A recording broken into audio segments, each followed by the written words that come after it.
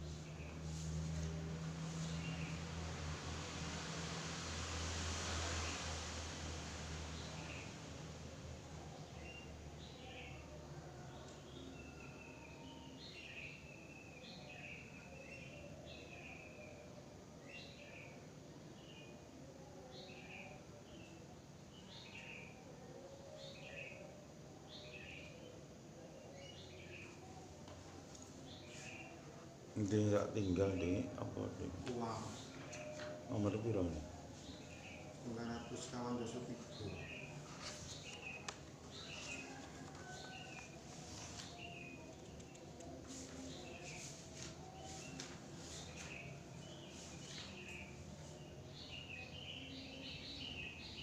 Kawarati komisin. Temu maneh ding ngene. Loro berarti padha lapate mbok sing kan itu ya. Yes. 927. 117 sing dhisik ya. Nganu suwekane ya. Suwekane to tugelane gitu.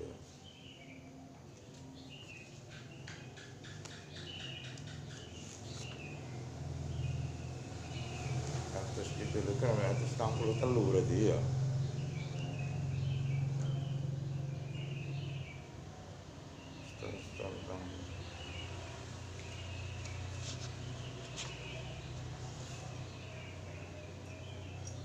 Suwekane to tugelane.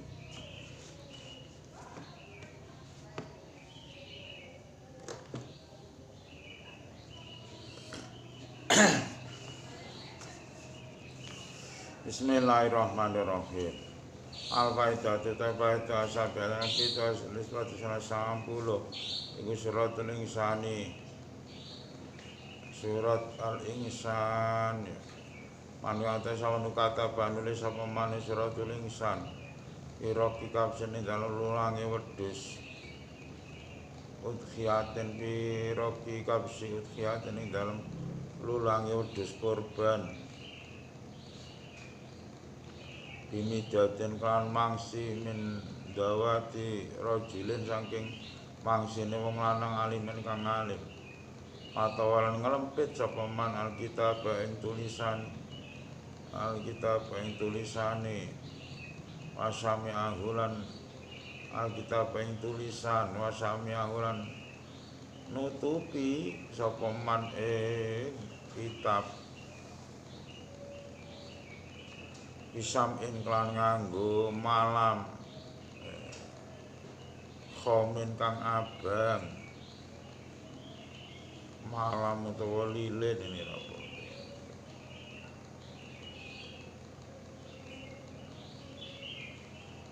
Isam nganggo malam biasanya ya lilin iki khomin kang abang manut sapane wong iku hamal nggawa sapa man ing kitab min sagirin bayane saking bocah cilik kabeh to wong gedhe kana mengko ana apa kitab lau gedhe manu khirzan pangreksa ing jamila padhe sakabehane pira-pira kanca boyo idina ta'ala kan oleh idina wa ta'ala suratul mursalat surat mursalat iku man utahi sapane wong kata nulis sapa man ing suratul mursalat mau sertane man wa hamalan gawa sapa man ing suratul mursalat ilmu khosomat ing dalem para padu Kawiyat mengko kuat apa hujatu hujaiman. Wa qahara lan nyereng sapa man. Pasmo ing musuhe man. Idine kan oleh idine Allah Ta'ala. Ya Allah, maka iku kaya mengkono-mengkono. Suratul Mursalat manetai wong. Wakaten iku kaya kawiyat. Wakaten iku kawiyat. Mantai sak manetai wong. Mantai sapane iku asobat ngenani ing man. Apa jama milu pira-pira udun. Wa kubulan pira-pira lara kelenting. Lan pira-pira lara kelenting ida kata pangidam nalikane nulis sapa maning Suratul Mursalat. Wala kolan gantungake sapa maning Suratul Mursalat. Alaihi ngatasi awak dene man bari mongko waras sapa man billahi taala. Surat takwir itu surat takwir ku mantes sapane wong. Ukara maca sampeyan surat takwir. Idan nuzulin wa sing dalam nalika tumurune udan. Wadalan donga sapa man bima kelawan apa bae. Bima kelan donga kang demen sapa man. Istajaba mengko bakal nyembadani sapa taala Gusti taala. Doa dongane man mantes sapane wong. Ukara maca sapa man ing surat takwir. Alamai wartina sebanyen kembang mawar. Amasalan ngusap sapa man. Iki lan nganggo mak aina iki ing mripat lorone man atur mengko akeh apa nuruhuma padange aina ini aku bidal jareksa apa sikhatuma warase aina iki insyaallah taala mantesamen para maca samane surat takwir ibaitene dalam omah iki kang dalam bed sihirun ta sihir madbunun kang den pendem lahir kang ora den weruhi lau keduwe sihir apa mau diun panggonan alfa alham mengko paring ilham ing man sapa Allah Gusti Allah mau diau ing panggonane sihir para yadir ora mbayani ing man apa sawen suci-suci idinillah bi'aunillahi ta'ala kan oleh pitulungane Allah Ta'ala. Suratul Inkitar surat Inkitar iku kalu utai dawi Allah Ta'ala rupane idza sama fatarat ila qali temuka rupane makot tamat wa akhirat wa hadil ayat utai kila ayat iku liif zail adwi para kanggo ngagetake musuh wa ir abilan medhake adu ana wa takhwi filan tegese medhake adu wa takhwi filan medeni adu kata yara singgo apa jenenge kata yura singgo den tingali sapa adu al ahwal ing pira-pira pekewo wal afza lan pira-pira kaget man kang te sapane wong iku arep dengar pake sapa man dalika ngono li ibzail adwi kaya akun mengko cek ngalap sapa man kit atan ing tugelan min jildi kapsen saking lulangi wedhus akhir kotenan pipih ning tau bimrate saking pakane wong wadon kabira di sini kang wis tuwa umure. Kelolaan maca sapa man ayat ing pira-pira ayat alal jilting atasi lulang wal firqati lan pipih nyata marutin kan satu sambalan ayat kon nutur sapa man ismaman ing jenenge wong yuri tukang arepake sapa wong ing man pas mau milan jenenge ibu man ki kulo marutin dalam saben-saben ambalan ayat kene lan mendem sapa wong ajul ing kulit tata bati babi ing dalam nisor-nisor ini telundakane lawang iman ing dalam nisor-nisor telundakane lawang iman kaya carilan dadake sapa wong akhir kota ing pipih tata rosi ing dalam nisor-nisor sirahe wong kaya mengko sak temene apa jenenge man iku yaro ningali sapa man kaya mengko sak temene wong yaro ningali sapa wong al ajaba ing gegawongan wong ya sing garap ki mau ya sing garap ya. Baru padha maneh kuwi. Manate man cedhek mindali manate wong ne. Mindali ka saking mengkono-mengkono ya. Li ibzail adwi ya. Suratul Mutaffifin ta surat Mutaffifin iku qaulu ta'ala utai daya ta'ala rupane kala inna kitabal abrara ya. Ayat nusul ayat ila qali temen-temen kita rupane naimun. Ya nek golek-golekane iki wis juz ama kabeh ya. Juz ama ke ya akeh sing hafal sen ya. Kaya nang niku man ta sawen kata penulis sapa man. Kitaban ing tulisan fi hajatin dalam hajat ila sultan maring penguasa anggere taliyane sultan muarad ngarepake sapa man apa iku mau jenenge najha dalika ya ngono ing hasile mengkono-mengkono hajat syariat halenggal Paya tawaduk mengko becik wudu sapa man salat sapa man rakaatan kelaro rakaat ya karo kali maca sapa man iki rakaatin sami rakaat diumil Quran kan Fatihah ayatilan ayat dadi sapati kang duweni pitu apa iku mau jenenge alat iki salatul anam kang dalam salat anam wa ya tai ayat dadi sab'ah iku awamangkana maitang bahyainahu ayat terus sampai sering ayat mayak tu pun nulis sapa man baina astu ril kitab yang dalam antara pira-pira lari ani kitab dalam antara pira-pira lari ani kitab atau tulisan di kolamen kan kolam nasibin kang garing lamidata kang ora mangsi ku maujud ing dalam kolam nulis bismillahirrahmanirrahim inna wa tasabiri nasra bismillahirrahmanirrahim inna wa satnu bistawa kuwada janji sapa wa sabirina ing pira-pira wong kang sabar nasron ing pitulung utawa menang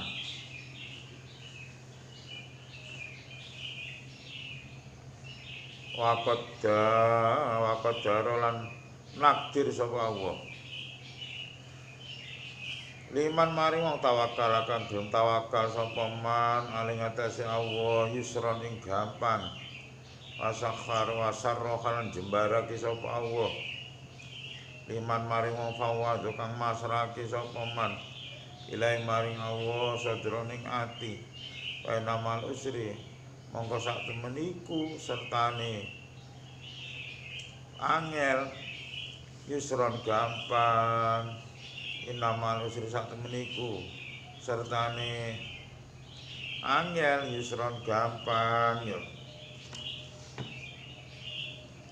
Di mana ada kesulitan di situ ada kemudahan bersama kesulitan ada kemudahan kainal hajat wong sak meneh hajat iku kala inna kitabal abrar la fi illiyin ayat terus sapa sering ayat ayatnya dulu ngelempit sapa man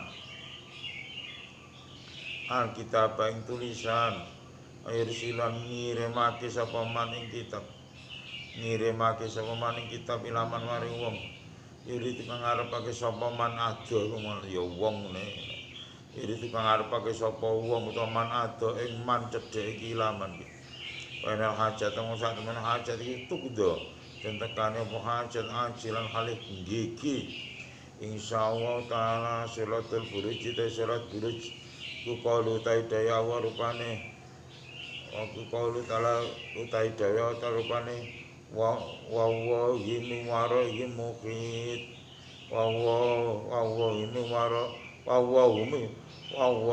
waro yimukhit ayat anas sampai sing ayat idatala ing melakukan maca sapa maning wa yimi waro yimukhit sapa man wong iki tukang arepake sapa man safaro ning lunga ala babidanya ta sing lawangi omahe man salah tamaraten kelan 3 pira-pira ambalan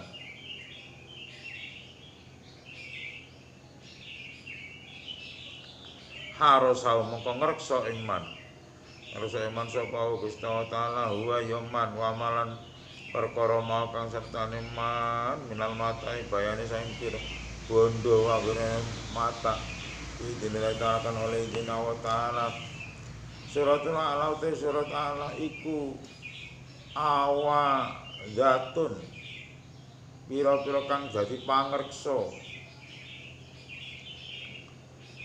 nafiatu kang manfaati mingkuli saing saben-saben suwi-suwi man kang te saben kata nulis sapa meneh salat ala yaumul jumat ing dalem dina Jumat pada salat ing dalem sawise salat wala kolan gantungake sapa man ing salat ala alam sing ates awak dhewe man anggere to liyane apa kemo jeneng nafsi wukiat mongko direksa wukiat mongko direksa apa nafsi menjamila pating sakabehane pira-pira kanca kaya insyaallah taala mate sapane kata nulis apa meneh sira ala ina ini dalam wadah masyari balan ngombe sapa man ing siratul alamah wan kelawan den lebur sofa mengko bening apa dino atine man aku lan kuat apa khidhu apalane man bidillah taala kan oleh Dina wa Ta'ala suratul balad itu surat balad ku mante sapa niku kata nulis sapa min awal saking awal suratul balad ilan najdain tumeka lapat najdain ya ala tau penetase pakaian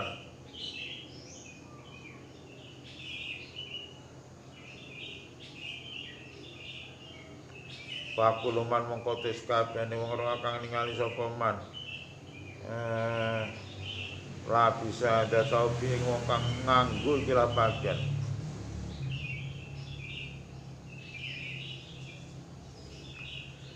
haba mongko wedi sapa man ing haba mongko wedi sapa man ing man kata kuwi wah karo maulan mulyake sapa man ing man kata utawa labis ini ya tetek ya haba mongko wedi sapa man ing labis wah karo maulan mulyake sapa man ing labis paman te sapa niku bisa ngangge sapa man ing hadzal saut wa takhalan manjing sapa man ala sultan ngatasi penguasa para bau mengko marek sapa sultan ing man apa dalan nekani sapa sultan hawa jeng pira-pira kebutuhane man wong biasa tapi gelane kancane jen bupati, camat, gubernur, penguasa ketua DPR, ketua partai yo. Tibakno nggawa kuwi. Klambine tibakno yo. Klambine tibakno ditulisi kuwi ya. Ditulis suratul balad, surat balad ya. Sampai teko ilan najdain, sampai teko najdain ya.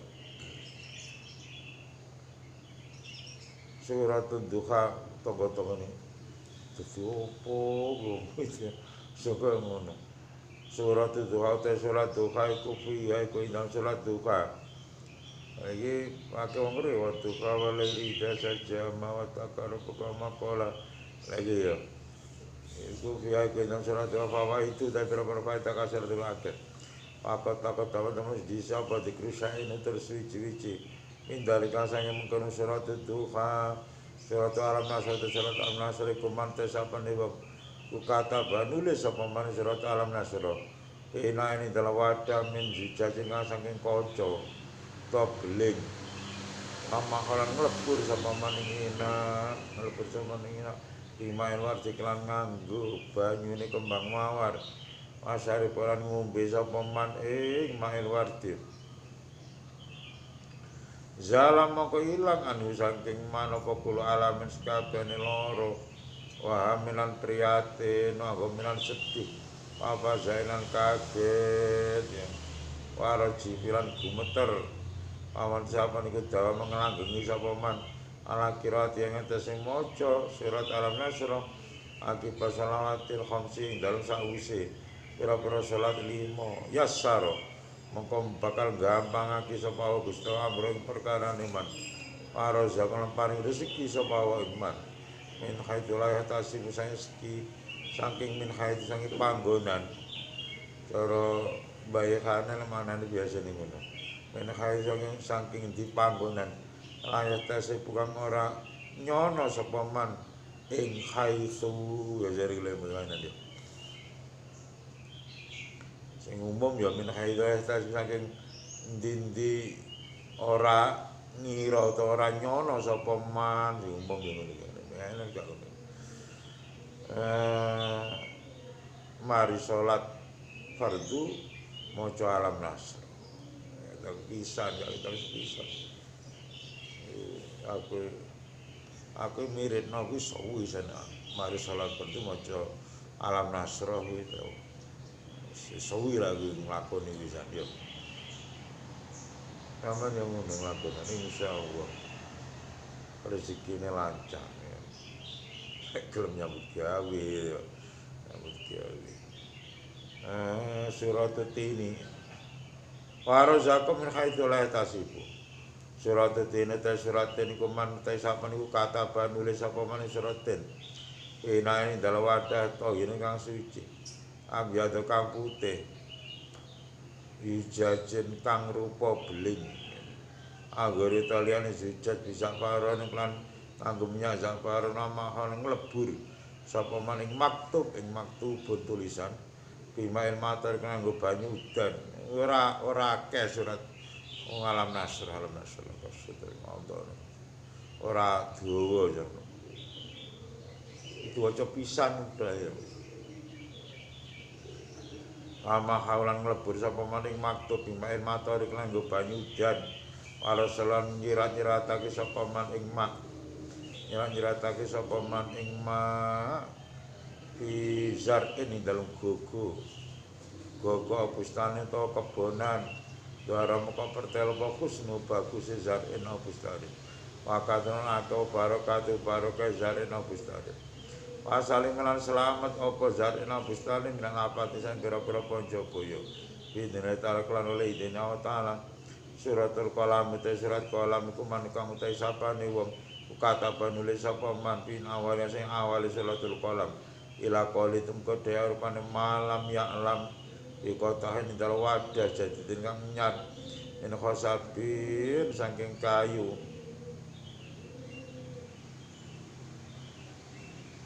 men khosabit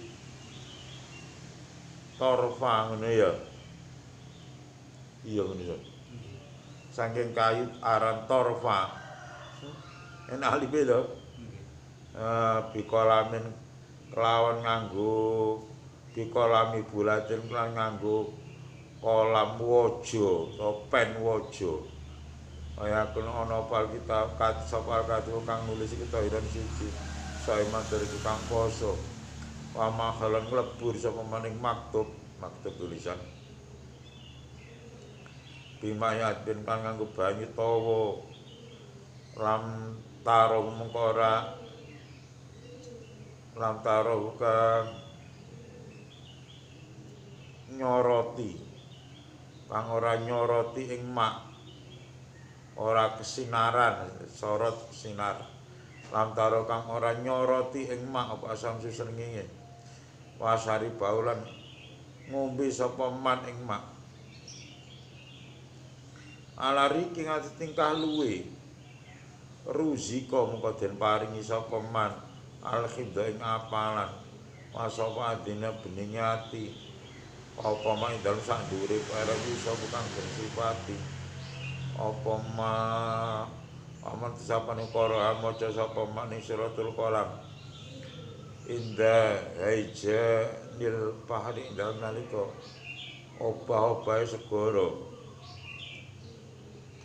sakana mengko anteng apa ijan min kini awit mongsone apa iku mau jenenge qira'ah ya idine kan lidina utawa suratul qari'ah utai surat qari'ah iku mantes sapa niku damang nglanggengi sapa man qira'ate maca suratul qari'ah wa wa halutai maniku mu'attalun wong kang den suwungake minat tasarruf saking pemerintahan saking pemerintahan tasarruf pemerintah sapa man paman tesawun kata nulis sapa man suratul qari'ah itos tene dalam bokor wa ma haulan nglebur sapa man ing maktub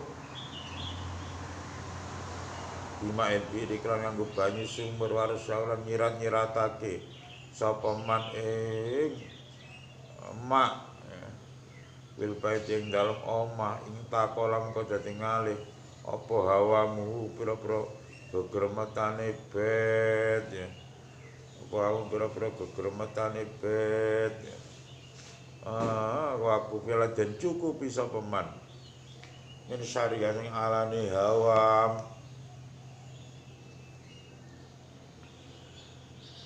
suratul takatsur te surat takatsur iku mate sampeyan ora maca sapa maning surat takatsur indan nuzulil ghaizi dan ketumurune udan kana mengkono apa para ahli lau keteman iku dakhiratan simpenan indah taala indah ngursane taala aman tesapan iku jamak ngumpulake sapa man ma'al matori ing banyu udan wa halu taiman yakruha maca sapa man ing surat takatsur wajalan dadake tumandang sapa man wajalan dadake sapa man mindari kalmai saking mengkono banyu sayane suci-suci bisarobin ing dalem inuman ayi sarobin ayya sarobin ndi-ndine inuman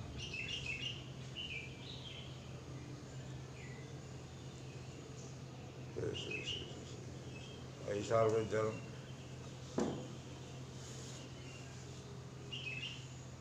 ayah sarobin iku ndi inuman ayah sarobin iku ndi inuman kana ana apa sarob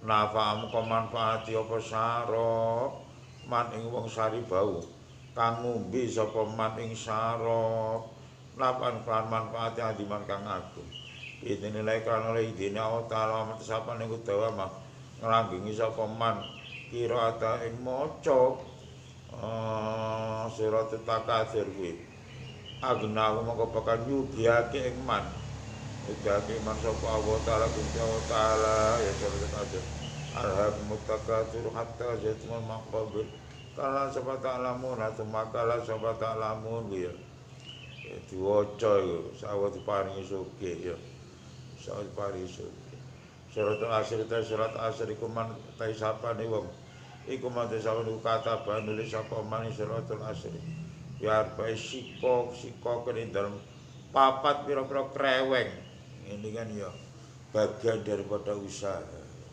kotor mesti dadi ora itu cara wong ngomong ngene lho wong pengin duwe dhuwit ya gawe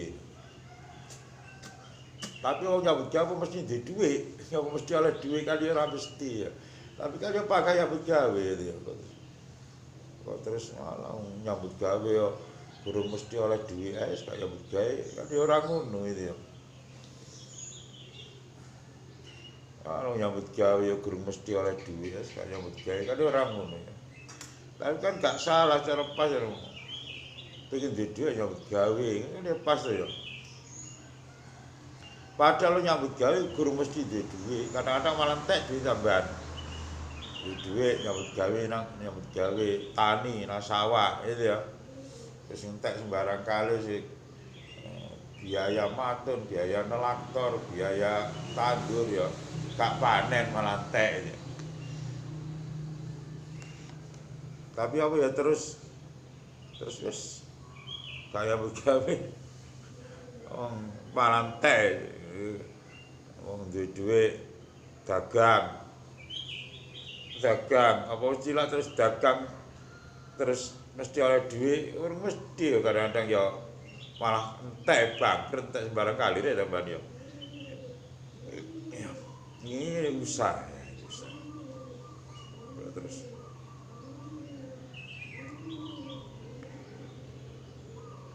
usaha lahir, usaha batin ya. Ini dalam rangka termasuk usaha batin. Ya kadang panen, kadang enggak, ya kadang mandi, kadang enggak. Ini jadi amal-amalan ya. Yes, karek tergantung keyakinan, yakinnya tenanan insyaallah. Suratul Asri kuman kata babi adbai sikofin wajah alamin dalikal masyai'an fi syarab ya. Suratul Asri wis padha ae sapa ae lah apa iso ora kena terus dipastikan mesti ngene yo. Ku nyambut gawe mbok wiridan. Oh selagi salat iki ora iso. Salat mesti mlebu swarga. Yo ora. Mlebu swarga mergo lomane Gusti Allah ya ora mergo salat. Wis paga Gusti Allah lah sing anu.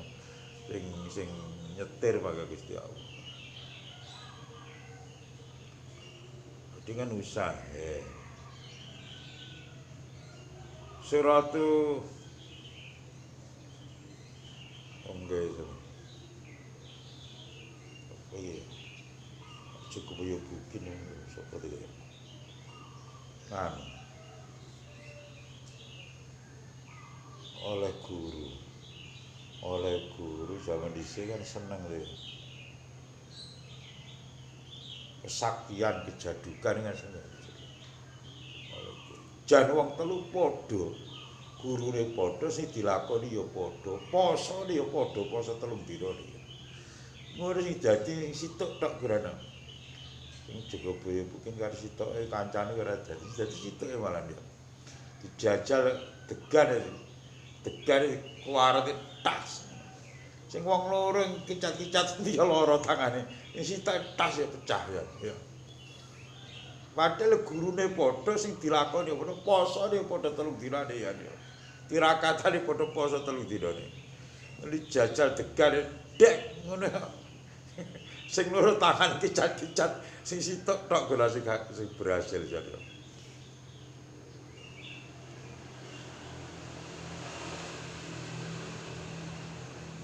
Wis galing wis contone penak. Iku malah nyambut gawe pengin duwe nyambut gawe. Pane terus delok wong-wong nyambut gawe. Ana sing hasil, ana sing ora, ana sing oleh dhuwit, ana sing malah kelangan dhuwit. Terus wis langan wis gak percuma. Kan yo ora ya panggah. Lah cara pikirane ngono lho wong sak donya kan ora nyambut gawe. Panggah budal ta panggah dia. Wis kaya ngene. Wis kaya tegale salat bareng. Ala wong ibadah. Wong ibadah, wong salat, wong ibadah ku ya ora mesti mlebu swarga. Kadang ibadah mompong ya karo bar seso. Ibadah pompongan kaya ngono. Akhire neraka suul khotimah. Gurung mesti lah. Ya diatur padha gurung mestine. Wis gak usah ibadah wis apa ya ngono. Kan yo ora itu ya.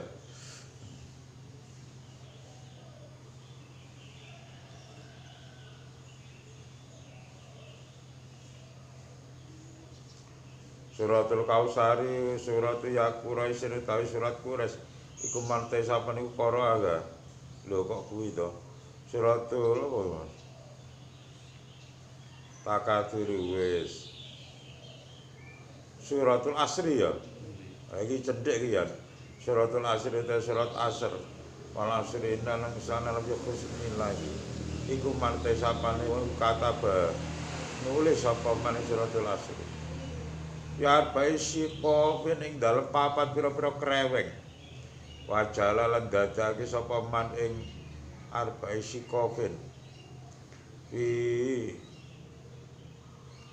Jurni gulatin ing dal lumbung hasil bumi. ing dalam lumbunge hasil bumi. Hasil bumi apa lumbung jagung apa lumbung pari ya, gabah enek lumbung. Saiki ora enek lumbung. Saiki gabah jadi glangsing kabeh tumpuk ning gudang. Wis penake ngomong ning gudang ya. Gudang penyimpanan gabah. Saiki ya ora enek gabah disimpen. Apa ning sawah wis ditebasno edan. Tebasno rata-rata ora enek gabah disimpen. Panen go mulai jarang saiki ya. Karena parine gorong dirit duwite wis entek. Parine gorong dirit duwite wis entek jadi dijaluk dhisik jan. Fijur nih gulate lek jaman dhisik wong kuno iki ya panen lek gorong 40 dina no gorong wani ngetokno gabah nih. Gak duwe ya direwangi utang. Ya gorong 40 dina gak wani ngetokno gabah. Mbok gabah arep didol, mbok gabah arep diselep gitu ya. Gak beras entek ya. Kok terus jupuk ora wani gorong 40. Beras entek piye utang jaman dhisik ya. Saiki percaya karo ngono-ngono kuwi ngono iki ya. Pijurne gulate dal lumbung hasile bumi. Fi arba'i zawayal maudhi ing dalem papat pira-pira pojokane panggonan. Kuwita meka den reksa apa mapakara fi kang ing dalem apa iku mau jenenge fi kang ing dalem jurni ya. Min kuli apa sange sampeyan Pancabaya. Bidine taala kang leidina taala. Suratul Fil ta surat Fil. Iya cendhek yen ya. Iku mante sawane kora maca sapa man ing surat Fil. Piwaji aduwe ning dalem ngarepe musuh. Iya. Nasarahu. Ini ya. Nasarahu mongko nulungi ing man sapa wa Gusti Allah alaihi ing atas ngalaki adu. Iki diwaca iki surat Fil kuwi. Paman ta sapane wong alam taroke para buka biasa pilih-pilih gitu ya alam tarik lho alam taroke para buka biasa pilih-pilih ya celaka kita pilih nomor salam tarona papil kalem iki bicara ning siji ning panjalan kas pimakul ya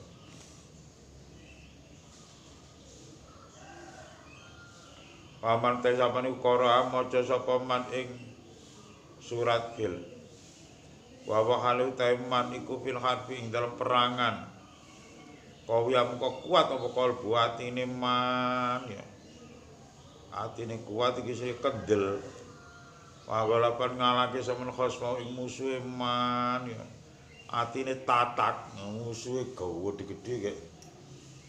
Kuat-kuat akeh wis ora bakal mundur ya. Jejer wong 10 ora bakal mundur apa kuat tatak muga surat Fil ya dan kuat tenanan ora terus ora bakal mundur apa melayu ae gitu ora mundur tapi melayu ya kuat stop kali toyo barang wis menter wis ora apa-apa ya toyo bisa terus ampun jadi kan ora kuat atine jadi ora tatak. Ada wong dikon sabar iki. Kami kuating qalilatin galabat fiatan katsiratan bi idznillah wa masabirin itu ya. Ana khafa wa kemali mana fikum dakwa wa yakum minkum yatun sabiratun ya libu mata ini. Lamu wong 100 ngadepi wong 200 anggere kamu sabar menang. Ya libu mata 100 lae sabar iso ngalahno 200. Maksudnya sabar piye? Sabar ya betah cara kena toyo barang wis kok terus waduh. Wis ampun ora itu ya. Kena toyo bareng meter bales genti itu ya. Kena toyo maneh wis ora apa-apa ya. Toyo bisa nangis terusan. Yo jenenge gak sabar. Wong perangan kuwi perangan wong tukaran iki kuncine sabar. Sabar sih apa? Sabar betah-betahno ora terus lara dikit wis. Jadi gak sabar. Wah, ora pelan ngalaki sapa man khosmau ing musuhe man. Surat Quraisy te surat Quraisy iku mantes sapane wong. Iku mantes niku kara kaya pencakne lho, pencakne lek sabarne ya musuh iso grogi sen. Padahal bola-bali ketonyo lho.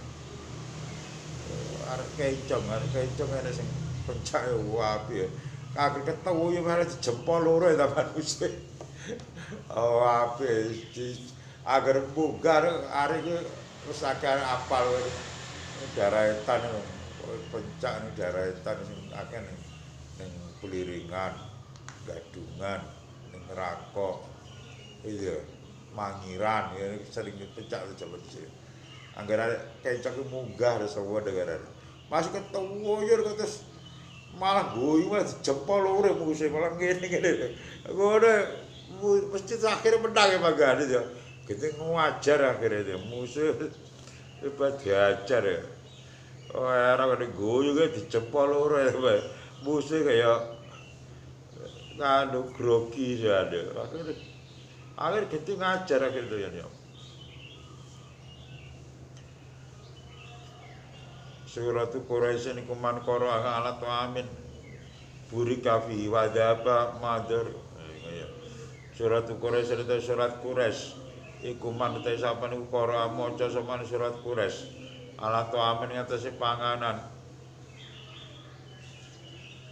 Buri kamu kok diparingi barokah. Apa fito ya paringi barokah. Wada pelan ilang apa madaratu bayane to'am. Wa idza kutibat lan damna kali ditulis apa surat Quraisy.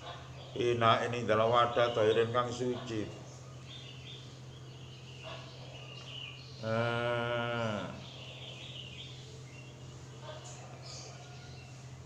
Di zakfaron kan nganggo minyak zakfaron.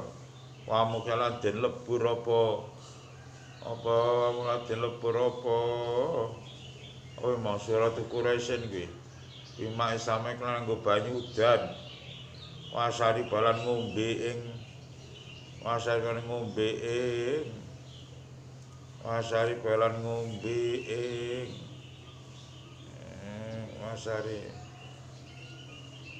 wasari balan ngombe ing mak sama.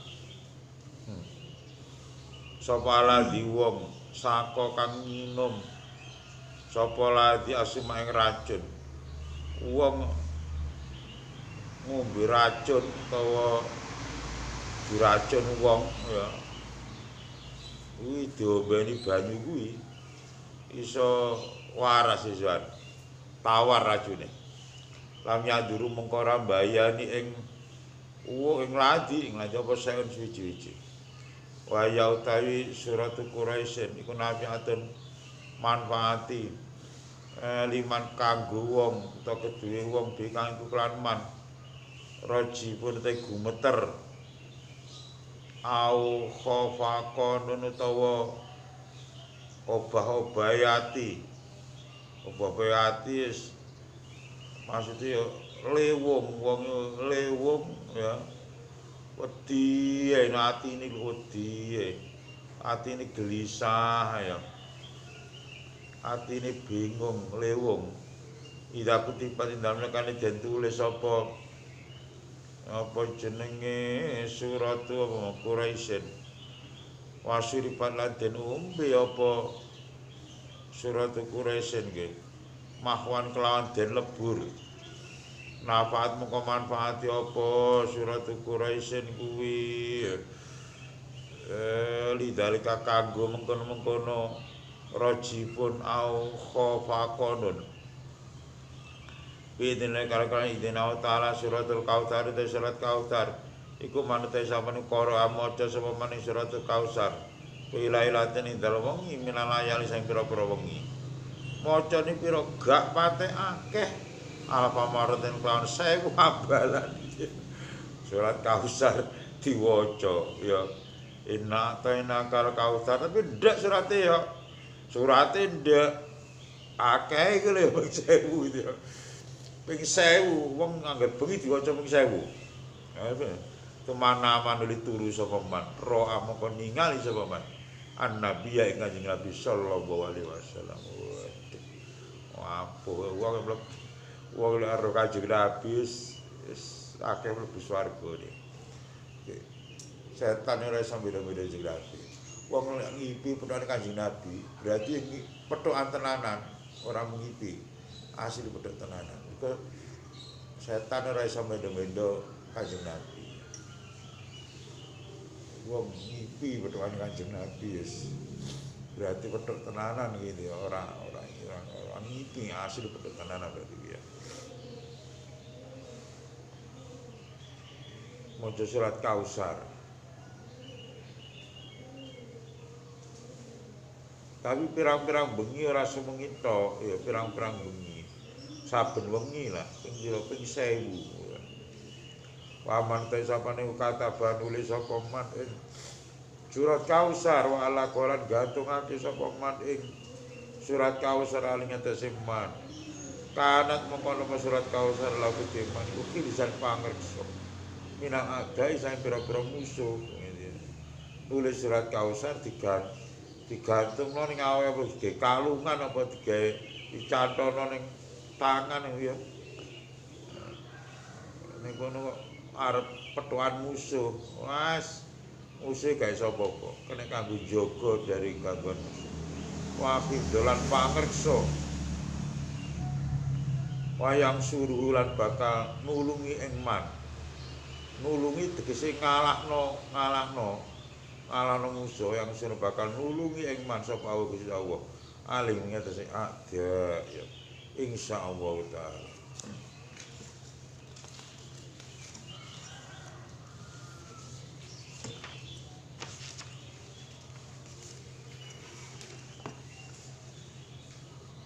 Suratul Kafirun alhamdulillah.